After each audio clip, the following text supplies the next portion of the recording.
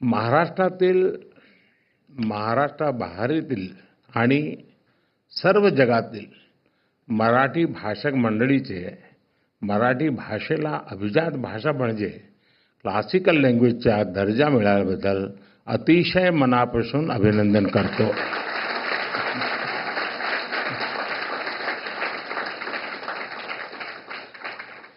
केंद्र सरकार द्वारा मराठी भाषा को अभिजात भाषा का दर्जा दिया गया है.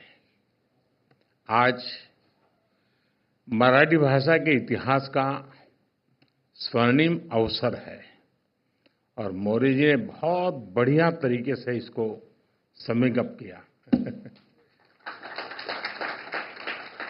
इस निर्णय का, इस पल का महाराष्ट्र के लोगों को, मराठी बोलने वाले हर व्यक्ति को दशकों से इंतजार था. मुझे खुशी है कि महाराष्ट्र का ये सपना पूरा करने में कुछ करने का सौभाग्य मुझे मिला. आज खुशी के इस पल को साझा करने के लिए मैं आप सबके बीच हूं. मराठी के साथ बंगाली, पाली, प्राकृत और असमिया भाषाओं को भी क्लासिकल लैंग्वेज का दर्जा दिया गया है. मैं इन भाषाओं से जुड़े लोगों को भी बधाई देता हूं. साथियों, मराठी भाषा का इतिहास बहुत समृद्ध रहा है. इस भाषा से ज्ञान की जो धाराएं निकली, उन्होंने कई पीढ़ियों का मार्गदर्शन किया है और वो आज भी हमें रास्ता दिखाती है. इसी भाषा से संत ज्ञानेश्वर ने वेदांत चर्चा से जन जन को जोड़ा. ज्ञानेश्वरी ने गीता के ज्ञान से भारत की आध्यात्मिक प्रज्ञा को पुनर्जागृत किया. इसी भाषा से संत नामदेव ने भक्ति मार्ग की चेतना को मजबूत किया. इसी तरह संत तुकाराम ने मराठी भाषा में धार्मिक जागरूकता का अभियान चलाया और संत चोखा मेला ने सामाजिक परिवर्तन के आंदोलन को सशक्त किया. आज महाराष्ट्र आणि मराठी धर्म वाढविण्या थोर संतान मी साष्टांग दंडवत करतो. मराठी भाषेला हा दर्जा संपूर्ण देशाने छत्रपती शिवाजी महाराज यांना त्यांच्या राज्याभिषेकाच्या 350व्या वर्षात केलेला मानाचा मुजरा आहे.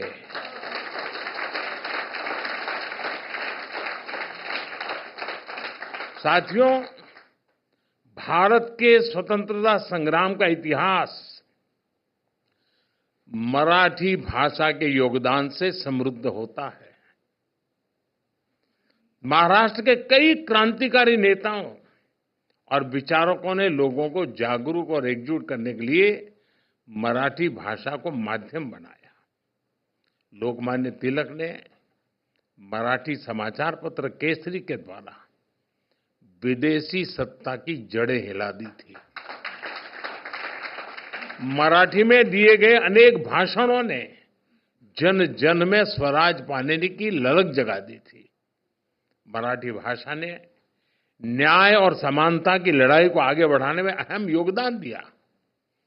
गोपाल गणेश अगरकर ने अपने मराठी समाचार पत्र सुधारक द्वारा सामाजिक सुधारों के अभियान को घर घर तक पहुंचाया. स्वतंत्रता संग्राम को दिशा देने में गोपाल कृष्ण गोखले जी ने भी मराठी भाषा को माध्यम बनाया. साथियों, मराठी साहित्य भारत की वो अनमोल विरासत है जिसमें हमारी सभ्यता के विकास और सांस्कृतिक उत्कर्ष की गाथाएं सुरक्षित है. महाराष्ट्र में मराठी साहित्य के द्वारा ही स्वराज, स्वदेशी, स्वभाषा और स्व संस्कृति की चेतना का विस्तार हुआ। स्वतंत्रता आंदोलन के दौरान शुरू हुए गणेश उत्सव और शिव जयंती के कार्यक्रम, वीर सावरकर जैसे क्रांतिकारियों के विचार, बाबा साहब आम्बेडकर का सामाजिक समता आंदोलन, महर्षि कर्वे का महिला सशक्तिकरण अभियान, महाराष्ट्र का औद्योगिकरण, कृषि सुधार के प्रयास, इन सब की प्राण शक्ति मराठी भाषा थी।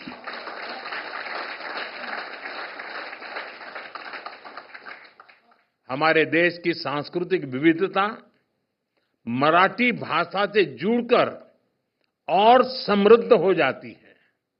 साथियों, भाषा सिर्फ बातचीत का माध्यम नहीं होती। भाषा का संस्कृति, इतिहास, परंपरा और साहित्य से गहरा जुड़ाव होता है। हम लोक गायन पोवाड़ा का उदाहरण ले सकते हैं। पोवाड़ा के माध्यम से छत्रपति शिवाजी महाराज और दूसरे नायकों की शौर्य गाथाएं कई सदियों के बाद भी हम तक पहुंची है। ये आज की पीढ़ी को मराठी भाषा की अद्भुत देन है। आज जब हम गणपति पूजा करते हैं तो हमारे मन में स्वाभाविक रूप से शब्द गूंजते हैं, गणपति बापा मोरया। ये केवल कुछ शब्दों का जोड़ नहीं है, बल्कि भक्ति का अनंत प्रवाह है। यही भक्ति पूरे देश को मराठी भाषा से जोड़ती है।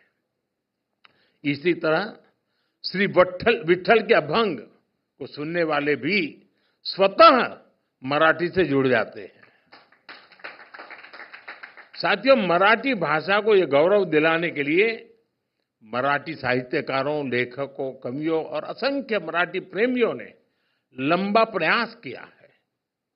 मराठी भाषा को क्लासिकल लैंग्वेज की मान्यता के रूप में कई प्रतिभाशाली साहित्यकारों की सेवा का प्रसाद मिला है। इसमें बाळ साथी जांभेकर, महात्मा ज्योतिबा फुले, सावित्रीबाई फुले, कृष्णाजी प्रभाकर खाडिलकर, केशव सूत, श्रीपाद महादेव माटे, आचार्य अत्रे, शांताबाई शेड़के, गजानन दिगंबर माडगूळकर, कुसुमाग्रज जैसी विभूतियों का योगदान अतुलनीय है। मराठी साहित्य की परंपरा केवल प्राचीन ही नहीं, बल्कि बहुआयामी है।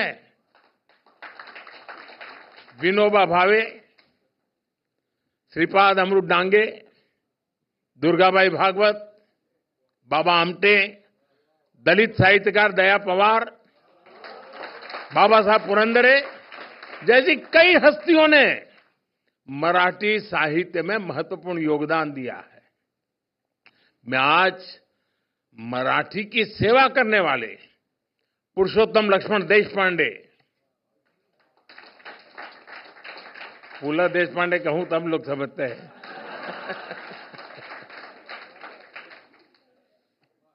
डॉक्टर अरुणा ढेरे, डॉक्टर सदानंद मोरे, महेश एलकुंचवार, साहित्य अकादमी पुरस्कार विजेता नामदेव कांबळे समेत सभी साहित्यकारों के योगदान को भी याद करूंगा। आशा बागे, विजय राजाध्यक्ष, डॉक्टर शरण कुमार लिंबाळे, नाट्य निर्देशक चंद्रकांत कुलकर्णी जैसे कई दिग्गजों ने वर्षों से इसका सपना देखा था। साथियों, साहित्य और संस्कृति के साथ मराठी सिनेमा ने भी हमें गौरवान्वित किया है। आज भारत में सिनेमा का जो स्वरूप है, उसका आधार भी वी शांताराम और दादा साहब फाल्के जैसी हस्तियों से तैयार किया था।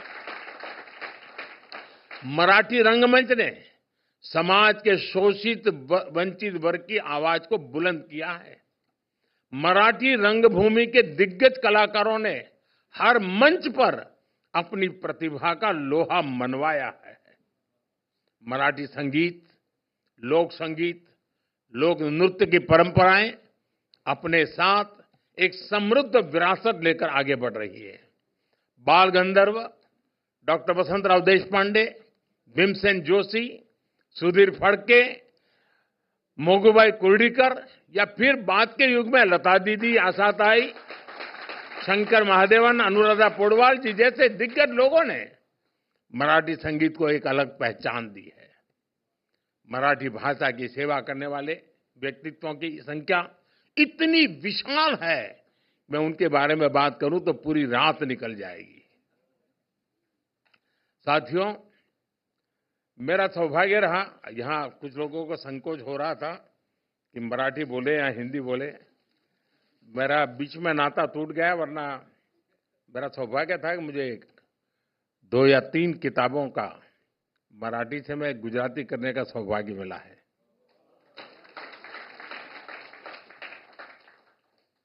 अब पिछले 40 साल से मेरा संपर्क टूट गया, वरना मैं काफी मात्रा में मराठी में अपनी गाड़ी चला लेता था।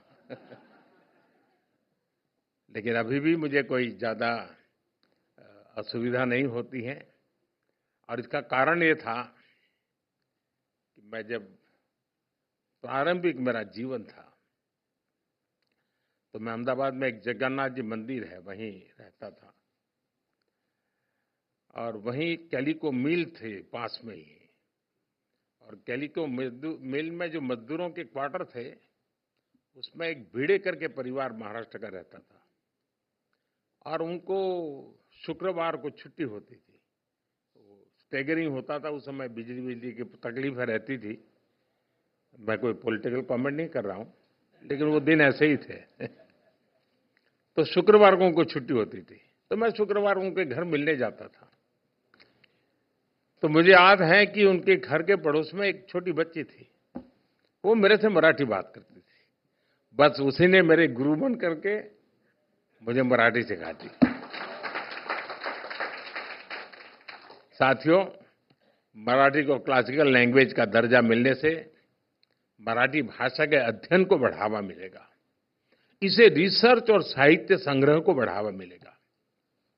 सबसे महत्वपूर्ण बात यह है कि भारत की यूनिवर्सिटीज में मराठी भाषा के अध्ययन की सुविधा मिल सकेगी। केंद्र सरकार के फैसले से मराठी भाषा के विकास के लिए काम करने वाले संगठनों, व्यक्तियों और छात्रों का बढ़ावा मिलेगा। इससे शिक्षा और रिसर्च के क्षेत्र में रोजगार के नए अवसर भी बनेंगे। साथियों, आजादी के बाद देश में पहली बार ऐसी सरकार बनी है जो मातृभाषा में पढ़ाई को महत्व देती है।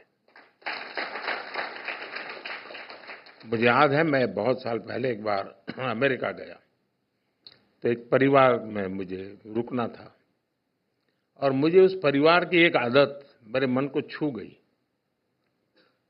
मूल वो तेलुगु परिवार था,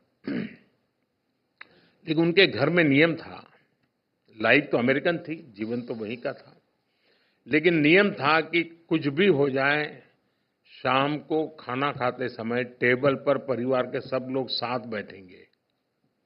और दूसरा था, शाम को खाना खाते समय परिवार का एक भी व्यक्ति तेलुगु भाषा के सिवा एक भी भाषा बोलेगा नहीं। उसके कारण वहां जो बच्चे पैदा हुए थे वो भी तेलुगु बोल लेते थे। मैंने देखा है, मार्क्सियन परिवार में जाएंगे तो आज भी सहज रूप से आपको मराठी भाषा सुनने को मिलेगी। बाकी लोगों का ऐसा नहीं है, छोड़ देते हैं, फिर उनको हेलो हाउ करने में मजा आ जाता है। साथियों, नई नेशनल एजुकेशन पॉलिसी के तहत अब मराठी में भी मेडिकल और इंजीनियरिंग की पढ़ाई संभव हुई है। इतना ही नहीं, मैंने सुप्रीम कोर्ट के जजेस के सामने रिक्वेस्ट की थी। मैंने कहा, एक गरीब आदमी आपकी अदालत में आता है और आप उसको अंग्रेजी में जजमेंट देते हैं, वो बेचारा क्या समझेगा, क्या दिया है आपने। और मुझे खुशी है कि आज हमारे जो जजमेंट है उसका जो ऑपरेटिव पार्ट है वो मातृभाषा में दिया जाता है। मराठी में लिखी साइंस, इकोनॉमिक्स, आर्ट, पोएट्री और तमाम विषयों की किताबों की उपलब्ध होती रही हैं और बढ़ रही है। हमें इस भाषा को व्हीकल ऑफ आइडियाज बनाना है ताकि हमेशा जीवंत बनी रहे। हमारा प्रयास होना चाहिए कि मराठी साहित्य की रचनाएं ज्यादा से ज्यादा लोगों तक पहुंचे। मैं चाहता हूं कि मराठी भाषा ग्लोबल ऑडियंस तक पहुंचे। और आपको मालूम होगा, आपको अगर इंटरेस्ट हो भाषा में, तो भारत सरकार ने भाषिणी ऐप बनाया है। आप जरूर इसका उपयोग कर सकते हैं। ये बहुत आसानी से आप अपनी चीजों को भारतीय भाषाओं में इंटरप्रेट कर सकते हैं। ट्रांसलेशन के इस फीचर से भाषा की दीवार खत्म हो सकती है जी। आप मराठी बोलें, अगर मैं भाषिणी के लेकर के बैठा हूं तो मैं उसको गुजराती में सुन सकता हूं, मैं हिंदी में सुन सकता हूं। तो ये एक व्यवस्था टेक्नोलॉजी के कारण बहुत आसान हुई है।